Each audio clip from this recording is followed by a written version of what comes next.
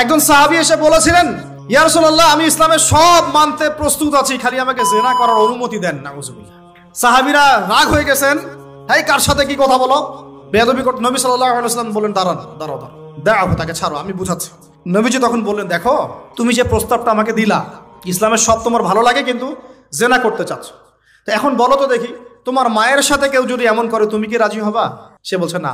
তোমার খালার সাথে করলে না, তোমার বোনের সাথে না, তোমার স্ত্রীর সাথে না। তাহলে যেটা তুমি অন্যের ক্ষেত্রে চাচ্ছ না, পছন্দ করো না, সেটা কেন তুমি তোমার ক্ষেত্রে চাচ্ছ? এভাবে চিন্তা করলে আমাদের আর কথা বলার দরকার আছে? আল্লাহ পাক আমাদের সবাইকে কথাগুলো বোঝার তৌফিক দান করে। এখন আমাদেরকে সবচেয়ে ভালোবাসেন আমাদের রব আল্লাহ। সত্যিকারের ভালোবাসার ডেফিনেশনটা হচ্ছে যে আপনি নিঃস্বার্থভাবে কাউকে ভালোবাসেন। আমাদের আশপাশে যারা আছে, যারা হালাল, ইভেন হালাল, আমার মা, আমার বোন, আমার বাবা, আমার স্ত্রী, আমার ছেলে, আমার মেয়ে, এদেরও যদি কখনো স্বার্থে আঘাত পড়ে, দেখবেন সেও আপনার পাশ থেকে সরে যাচ্ছে। এমন হয়নি কখনো? আপনার বন্ধু, আপনার ব্যবসার পার্টনার, আপনার বস, আপনার কলিগ, ওদের স্বার্থে আঘাত হলে ওরাও সরে যাচ্ছে পাশ থেকে। জিগরি দোষ সরে গেল পাশ থেকে, হয় না এমন? ভালোবাসা দুই প্রকার। বলেন কয় প্রকার? আমার সাথে বলেন, এখানে শেষ করে দিব 10টা মিনিট। ভালোবাসা কয় প্রকার? একটা হচ্ছে নিঃস্বার্থ ভালোবাসা। কি স্বার্থ? কোনো স্বার্থ নাই, নিঃস্বার্থভাবে ভালোবাসা। আরেকটা হচ্ছে কোনো না কোনো স্বার্থ জড়িত আছে এমন ভালোবাসা। আপনার স্ত্রীর চাহিদাও যদি আপনি পূরণ করতে ব্যর্থ হন, দেখবেন স্ত্রীর সাথে আপনার গন্ডগোল লেগে যাচ্ছে, যদিও সে হালাল, বৈধ। তাই না? এমন হয় না অনেক সময়? আমি তো অনেকদিন বলেছি, অনেকদিন আগেও বলেছি, 5 বছর 6 বছর আগে, যে মানুষ আসলেই মানুষের অবস্থানকে মূল্যায়ন করে। ভিতর থেকে মানুষকে শুধু মূল্যায়ন করে আল্লাহ রাব্বুল আলামিন। না হলে কি হতো? এই যে এত অন্যায় আমরা করেছি, আল্লাহ পাক কি আমাদেরকে ছেড়ে দিয়েছেন, ফেলে দিয়েছেন, গজবে ধ্বংস করে দিয়েছেন?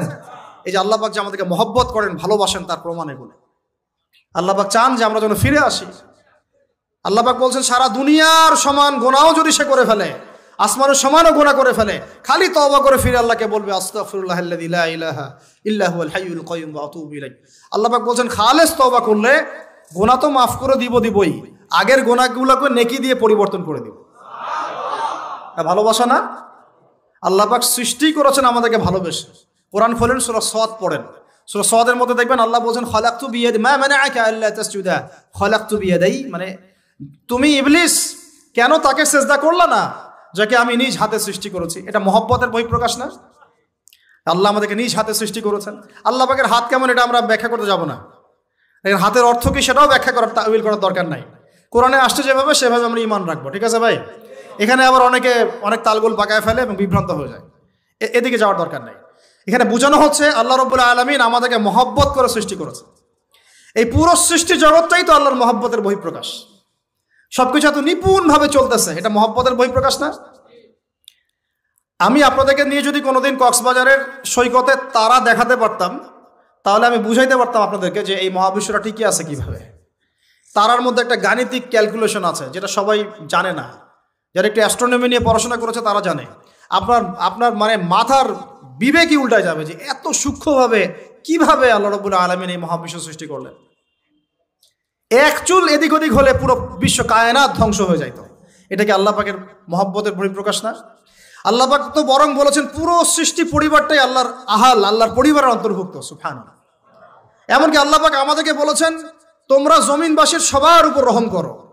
ইরহামু মান ফিল আরদ ইয়ারহামুকুম মান ফিস সামা। তোমরা সবার উপর রহম করো, দয়া করো। দয়া, রহম এটা তো মহব্বতের একটা অংশ। তোমরা সবার উপর দয়া করো, রহম করো, মহব্বত করো। এটা কি হবে? তাহলে আল্লাহ পাক আসমানে যিনি আছেন, আল্লাহ পাক তোমাদের উপর রহম করবে ইনশাআল্লাহ।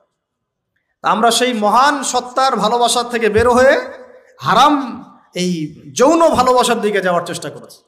আসলে এটা ভালোবাসা না, যৌনতা। এর দিকে যাওয়ার জন্য এইসব করছি। আল্লাহ পাক আমাদেরকে মাফ করে যেন হেদায়েত দান করেন। আল্লাহ পাক কত ভালোবাসেন এটা নিয়ে বলতে গেলে আজকে রাত শেষ হবে। দেখেন, আল্লাহ রাব্বুল আলামিন আদম আলাইহিস সালামকে সৃষ্টি করেছেন, করে সমস্ত নাম শিক্ষা দিয়েছেন। নাম মানে হলো ইলম। নাম মানে কি? ভালো না বাসলে আল্লাহ পাক কাউকে সবচেয়ে সেরা কিছু দান করেন। সূরা ৩ আল্লাহ পাক কি বলেছেন? ওয়া তিন ওয়া যাইতুন, এগুলো শপথ করে, লাকাদ খালাকনাল ইনসানা ফি আহসানি তাকওয়িম। মানুষকে সবচেয়ে শ্রেষ্ঠ কাঠামো আল্লাহ পাক দিয়েছেন, দেন নাই? তো কাউকে যদি মহব্বত না করা হয়, তাকে আপনি সবচেয়ে সেরাটা কি দিতে পারবেন? আল্লাহ পাক আমাদেরকে মহব্বত করেন, ভালোবাসেন, এবং আল্লাহ চান আমরাও যেন তাকে মহব্বত করি, তাকে ভালোবাসি। এবং আমরা যদি কাউকে ভালোবাসি, আল্লাহর জন্য ভালোবাসবো। কাউকে ঘৃণা করি, আল্লাহর জন্য ঘৃণা করবো। মহব্বত আল্লাহর জন্য, ঘৃণাও কার জন্যে? আল্লাহর জন্য। আল্লাহ পাক সমস্ত ইলম শিক্ষা দিলেন, এটা কি ভালোবাসার বহিঃপ্রকাশ না? নূহ আলাইহিস সালামের কওম দীর্ঘদিন আল্লাহর কথা শুনে না, আল্লাহ পাক সবর করলেন, ধৈর্য ধরলেন, গজব দিলেন না, শেষ পর্যায়ে গিয়ে আযাব দিয়েছেন। এই যে আল্লাহ পাক সুযোগ দেন, সময় দেন, এটাকে আল্লাহ পাকের ভালোবাসা, দয়া না?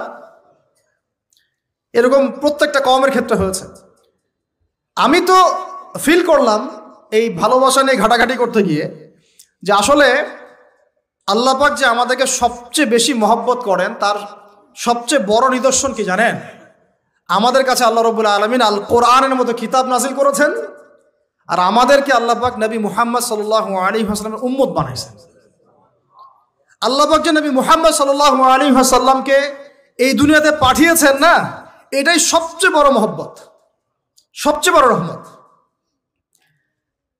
কারণ তার সুন্নতে এমন কিছু নাই যেটা আপনি খুঁজে পাবেন না। আর তিনি আমাদেরকে যে মহব্বত করতেন, মুহাম্মদ সাল্লাল্লাহু আলাইহি ওয়াসাল্লাম আমাদেরকে যে মহব্বত করতেন, তিনি আমাদেরকে বলতেন যে আমরা তার ভাই। আমরা তার কি ভাই? মানে কি মায়ের পেটের ভাই? এটা বোঝানো হয় নাই। একটা হাদিসে তিনি বলেছেন আমি তো পিতৃতুল্য। তার মানে কি সত্যি সত্যি বাবা সন্তানের সম্পর্ক? রুহানি পিতা। তিনি কি ইমাম নন? তিনি ইমাম, তিনি নেতা, তিনি আমাদের শিক্ষক, তিনি নবী। তো তিনি আমাদেরকে যে মহব্বত করতেন, তিনি একদিন বলছিলেন নবী সাহাবীদের সামনে, কাশ আমি যদি আমার ভাইদেরকে দেখতে পেতাম। সাহাবীরা বলছেন, ইয়া রাসূলুল্লাহ, আমরা কি আপনার ভাই না? তখন নবীজি বলছেন, না, তোমরা আমার সাহাবী। আমার ভাই তারা যারা আমাকে না দেখেই আমার প্রতি ঈমান নিয়ে আসবে। প্রত্যেক নবীকে আল্লাহ পাক একটা দোয়া করার চান্স দিয়েছে। কয়টা ভাই? এমন একটা দোয়া যেটা করলে আল্লাহ পাক কবুল করবেনই করবেন। করলে আল্লাহ পাক কি করবেন? অবশ্যই কবুল করবেন। নবী সাল্লাল্লাহু আলাইহি ওয়াসাল্লাম বলছেন যে সমস্ত নবী এই দোয়াটা পৃথিবীতে করে ফেলেছে। তা আমি এই দোয়াটাকে মুলতবি রেখেছি যে কাল কিয়ামতের মাঠে আমি আমার উম্মতের জন্য সুপারিশ করব ইনশাআল্লাহ। এবং নবী সাল্লাল্লাহু আলাইহি ওয়াসাল্লামের সুপারিশে বহু কবিরা গুনাহগার মুসলমান যারা জাহান্নামের ফয়সালা হয়ে গেছে, তাদেরকে আল্লাহ পাক কিছুটা শাস্তি ভোগ করালে হলেও আবার জান্নাতে নিয়ে আসবেন ইনশাআল্লাহ। তো তিনি আমাদেরকে মহব্বত করেন না? করতেন না? চিন্তা করেন তাহলে আমরা তার দিনকে কি মহব্বত করলাম, আমরা তার হুকুম হাকামের বিধিবিধান সুন্নতের কি মহব্বত করলাম, চিন্তা করেন। একটা হাদিসে নবীজি স্পষ্ট করে বলছেন এটা আমাদের জন্য একটা কষ্টি পাথর। এটা একটা কি কষ্টি পাথর। তিনি বলছেন লা ইউমিনু আহাদুকুম, তোমাদের মধ্যে কেউ মুমিন হইতে পারবে না। কি হইতে পারবে না? মানে প্রকৃত মুমিন হইতেই পারবে না তোমরা। হে আমার উম্মত, তোমাদের মধ্যে কেউ প্রকৃত মুমিন হইতেই পারবে না যতক্ষণ না হাত্তা আকুনা আহাব্বা ইলাইহি মিন ওয়ালিদিহি ওয়ালাদিহি ওয়ান নাসি আজমাইন, যতক্ষণ না আমি মুহাম্মদ সাল্লাল্লাহু আলাইহি ওয়াসাল্লাম তোমাদের কাছে নিজের কি সন্তান, নিজের বাবা মা এবং সমস্ত মানব জাতির থেকে বেশি প্রিয় না হচ্ছে। হাদিসটা আবার বলি, নবীজি বলছেন কেউ ততক্ষণ পর্যন্ত প্রকৃত মুমিন হতে পারবে না যতক্ষণ না আমি মুহাম্মদ সাল্লাল্লাহু আলাইহি ওয়াসাল্লাম তার কাছে তার সন্তান, তার পিতা, এমনকি সমস্ত মানব জাতি থেকে বেশি প্রিয় না হচ্ছে। আর আমরা যারা আগামীকালকে এইটার প্রিপারেশন নিয়েছি, আসলে কি আমাদের কাছে নবী প্রিয় বেশি না আমাদের দুনিয়ার স্বার্থ বেশি প্রিয়? যারা এগুলো করবে তাদের কাছে কি সত্যিই নবী প্রিয়? তাহলে তারা করতে পারতো না।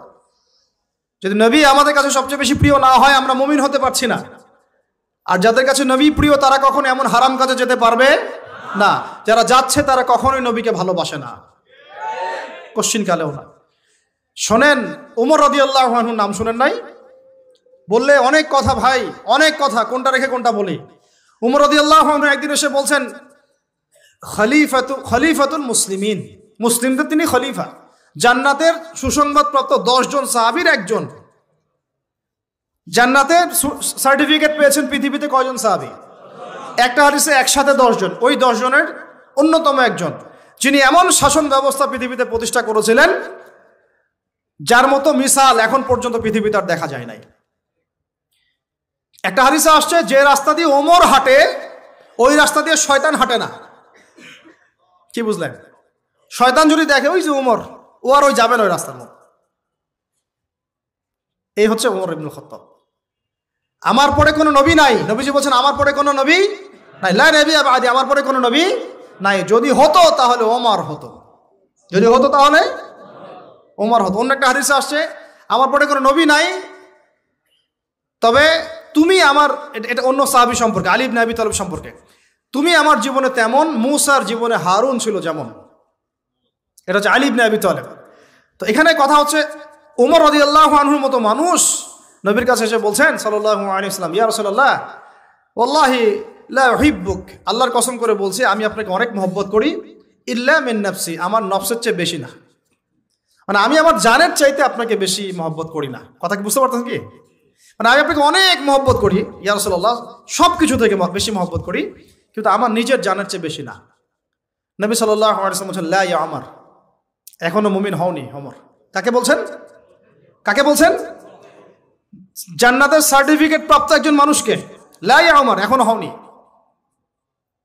তখন নবী সাল্লাল্লাহু আলাইহি ওয়াসাল্লামকে তিনি একটু পরে আবার বলছেন, ইয়া রাসূলুল্লাহ ওয়াল্লাহি আলান, এখন লা হাব্বা ইলাইয়া মিন কুল্লি শাই হাত্তা মিন নাফসি, এখন থেকে আপনি আমার কাছে সবচেয়ে বেশি প্রিয় সব কিছু থেকে, এমনকি আমার নফসের থেকেও বেশি প্রিয়। তখন নবীজি বলছেন, আলান ইয়া ওমর, হ্যাঁ এখন ওমর, এখন তুমি মুমিন হলে। তাহলে যারা আমরা নবীর সুন্নতের খেলাফ এইসব অপসংস্কৃতি, নোংরামি, জেনা, ব্যভিচার, কনসার্ট, নাটক, সিনেমা, পরকিয়া, এইসব তথাকথিত ভালোবাসা দিবস, এই জেনা দিবসগুলো পালন করছি, আমরা কি আসলেই নবীকে ভালোবাসি? আমরা কি সত্যি আল্লাহকে ভালোবাসি? আল্লাহ পাক আমাদেরকে বোঝার তৌফিক দান করেন না, জাহিলিয়াত থেকে ফিরে আসার তৌফিক দান করেন। এরকম প্রচুর ঘটনা। ভালোবাসা তো এগুলোর নাম। ভালোবাসা কাকে বলে জানেন? সাহাবীরা বাসায় যেতেন, আবার দৌড় দিয়ে আসতেন নবী সাল্লাল্লাহু আলাইহি ওয়াসাল্লামের চেহারাটা একটু দেখার জন্য। এটা নাম ভালোবাসা। আপনারা যদি উমরা করতে যান, হজ করতে যান, দেখবেন বারবার আপনার নবীর রওজায় গিয়ে সালাম দিতে মন চাইবে, যে আরেকবার দেখা করে আসি, আরেকটু দেখা করে আসি, আরেকবার সালাম দিয়ে আসি। ভালোবাসা কোনো স্বার্থ আছে এখানে? নবী সাল্লাল্লাহু আলাইহি ওয়াসাল্লাম কি আমাদের কাছে কোনো স্বার্থ দাবি করেছেন? আল্লাহ করেছেন। এগুলো ভালোবাসা। এই ভালোবাসা হলো প্রকৃত ভালোবাসা। আর এগুলো যেটা চলছে এটা হচ্ছে যৌনতা। এগুলো কি চলছে? যৌনতা। ভালোবাসার নাম দিয়েছে এখন যৌনতা। এগুলো ভালোবাসা না, এগুলো পাশবিকতা, প্রবৃত্তির দাসত্ব। প্রবৃত্তি মানে মন যা চায় তাই করতে চাচ্ছে। আপনার মন চাইছে একটা মেয়ের সাথে রাত কাটাবেন, এটাকে আপনি ভালোবাসা নাম দিলেন, কিন্তু এটা হচ্ছে ভালোবাসা না, এটা কি প্রবৃত্তি, পশুত্ব, দাসত্ব, পশুত্বের দাসত্ব করছেন। আল্লাহ পাক আমাদেরকে কথাগুলো বোঝার তৌফিক দান করেন। এরকম সাহাবীরা কত ত্যাগ করেছেন। তালহা রাদিয়াল্লাহু আনহুর নাম শুনেন না অনেকেই। নবী সাল্লাল্লাহু আলাইহি ওয়াসাল্লাম উহুদ যুদ্ধের দিন সংকটময় একটা অবস্থায় ছিলেন। তালহা রাদিয়াল্লাহু আনহু একা নবী সাল্লাল্লাহু আলাইহি ওয়াসাল্লামকে ঢাল হিসেবে পিঠ পেতে দিয়ে আসেন, উনার দিকে কোনো তীর যেন আসতে না পারে।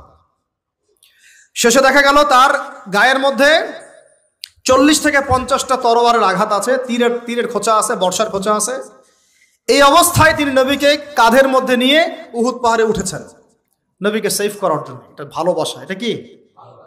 কোন স্বার্থে? কিসের স্বার্থে? দুনিয়ার স্বার্থে? জান্নাতের স্বার্থে। একজন সাহাবী বাড়ি নির্মাণ করেছেন, তো নবী সাল্লাল্লাহু আলাইহি ওয়াসাল্লাম দেখে একটু খালি, মানে হয় না, তুমি কে, কার বাড়ি এটা? বললেন আচ্ছা অমুক সাহাবীর বাড়ি। নবীজি একটু ভ্রু কুঞ্চিত করলেন, পছন্দ করলেন না, কিছু মুখে বলেন নাই, মুখে কিছু বলেন নাই, খালি একটু অসন্তুষ্ট হয়েছেন, এক্সপ্রেশন দেখতে বোঝা যাচ্ছে। তখন ওই সাহাবীকে জানানো হলো, তোমার বাসার সামন দিয়ে তো আল্লাহর নবী সেদিন হেঁটে গেলেন, তারপরে আমার বাসা দেখে, তোমার বাসা দেখে আল্লাহ নবী সাল্লাল্লাহু আলাইহি ওয়াসাল্লাম একটু অসন্তুষ্টি প্রকাশ করেছিলেন, মুখে কিছু বলেন নাই, এক্সপ্রেশন ছিল একটু অসন্তুষ্টিমূলক। 3 দিনের মধ্যে সেই বাড়ি ভেঙে গুড়িয়ে দিয়েছেন। যে বাসা দেখে আল্লাহ নবী সন্তুষ্ট হন, আমি বাসা রাখবই না। ভালোবাসা কিসের জন্য? কার জন্য? কার স্বার্থে বলেন? আল্লাহর জন্য, জান্নাতের জন্য, আল্লাহর স্বার্থে, আল্লাহর জন্য।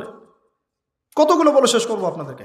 সাদ বিন আবি ওয়াক্কাস রাদিয়াল্লাহু আনহু উহুদ যুদ্ধে এইরকম করে তীর নিক্ষেপ করছেন। আল্লাহ নবী বলছেন, ইয়া সাদ, হে সাদ, তীর ছুড়ো, তোমার জন্য আমার পিতামাতা কুরবান হোক। আশপাশে 9 জন ছিল, তার মধ্যে একজন করে শহীদ হতে শেষে 2 জন বেঁচে থাকলো, সাদ বিন আবি ওয়াক্কাস, তালহা বিন উবাইদুল্লাহ রাদিয়াল্লাহু আনহু। এগুলো তারা কেন করেছেন? ভালোবাসার জন্যে। ভালোবাসা এগুলোর নাম। কতগুলো বললে শেষ করবো আপনাদেরকে, বলেন। নবী সাল্লাল্লাহু আলাইহি ওয়াসাল্লামের কাছে একজন সাহাবী আসেন ইসলাম কবুল করতে। ইসলাম কবুল করতে এসে হাতের মধ্যে কিছু বালা আংটি থাকে না, এগুলো ছিল। এগুলো খুলে ফেলে দিয়েছেন নবী সাল্লাল্লাহু আলাইহি ওয়াসাল্লাম, খুলে ফেলে দিয়েছেন। তো একটা খুব দামি সোনার আংটি ছিল। ফেলে দেওয়ার পরে অনেকে বলছে, তুমি তো এখন মুসলিম হয়েছো, ইসলাম কবুল করেছো, তো আচ্ছা ঠিক আছে, ওইটা না হয় নবীজি পড়তে নিষেধ করেছেন, তুমি ওইটা নিয়ে বিক্রি করে দাও, বিক্রি করে না হয় ওই টাকা দিয়ে অন্য কিছু করো। উনি বলছেন, কখনো না, আমার হাত থেকে আল্লাহ নবী খুলে একটা জিনিস ফেলে দিয়েছেন, আমি সেটা আবার নিতে যাব? কিসের জন্য এগুলা? এটা ভালোবাসা, মুহাব্বত। আল্লাহ পাক এটাই কোরআনে বলছেন যে কুল, আপনি হে নবী আপনি বলে দিন, ইন কুনতুম তুহিব্বুন আল্লাহ, তোমরা যদি আল্লাহকে মহব্বত করেই থাকো, আল্লাহকে সত্যিকার অর্থে ভালোবেসেই থাকো, ভালোবাসা দাবি করেই থাকো, ফাত্তাবিউনি, তাহলে নবীর আনুগত্য করো, ইউহিব্বুকুমুল্লাহ, তখন আল্লাহ তোমাদেরকে ভালোবাসবে, ওয়া ইয়াগফির লাকুম যুনুবাকুম, তোমাদের সব গুনাহ আল্লাহ মাফ করে দিবেন, আল্লাহু গফুরুর রহিম। এই হলো ভালোবাসা। ভালোবাসা মানে কি? ভালোবাসা মানে হচ্ছে আস-সামউ ওয়া তাআ, আমি নবী এবং আল্লাহ এবং তার রাসূলের কথা শুনবো এবং আনুগত্য করব। শুনবো এবং, এর নাম ভালোবাসা। শুনবো, আনুগত্য করবো। তাহলে আমরা কি শুনবো, কি আনুগত্য করব? আমাদেরকে প্রথমে কোরআন পড়তে হবে, কোরআনের অনুবাদ জানতে হবে, কোরআন অনুযায়ী জীবন করতে হবে, 5 ওয়াক্ত নামাজ পড়বো ইনশাল্লাহ, হালাল খাবো, যাকাত দিব, রমজানের সওম রাখবো, নবীর সুন্নাহ অনুযায়ী জীবনযাপন করব, এবং সুন্নাহ বিরোধী, কোরআন বিরোধী, ইসলাম বিরোধী কোনো কাজে আমি লিপ্ত হব না। এই তো ভালোবাসা। এই ভালোবাসা যদি বহিঃপ্রকাশ ঘটাতে আমরা ব্যর্থ হই, নিজেও ধ্বংস হব, পরিবারও ধ্বংস হবে, আমাদের পরের প্রজন্মও ধ্বংস হবে, সমাজও ধ্বংস হয়ে যাবে। আল্লাহ পাক আমাদেরকে বোঝার তৌফিক দান করে নেন। আজকের মতো এখানে শেষ করি, অনেক লম্বা আলোচনা হয়ে গেল। যদি কারো কোনো প্রশ্ন থাকে সেটা আপনারা লিখিত আকারে করতে পারেন, আমি অ্যান্সার দেওয়ার চেষ্টা করবো ইনশাআল্লাহ। রাত 12:30 বাজতেছে, তো শেষ করার আগে আমি জাস্ট 2 মিনিট সময় নিচ্ছি। আমার সাথে সবাই বলেন, আমরা, দাঁড়ান আমি একটা বলি, একটা করে বলি। আমরা নবী সাল্লাল্লাহু আলাইহি ওয়াসাল্লামের শেখানো রাস্তার বাইরে যাব না ইনশাআল্লাহ। আমরা আল্লাহ রাব্বুল আলামিনের মহব্বত শুধু মুখে দাবি করবো এমন না, কাজে প্রমাণ করবো ইনশাআল্লাহ। আমরা তার রাসূলের মহব্বত শুধু মুখে দাবি করবো না, কাজে প্রমাণ করবো ইনশাআল্লাহ।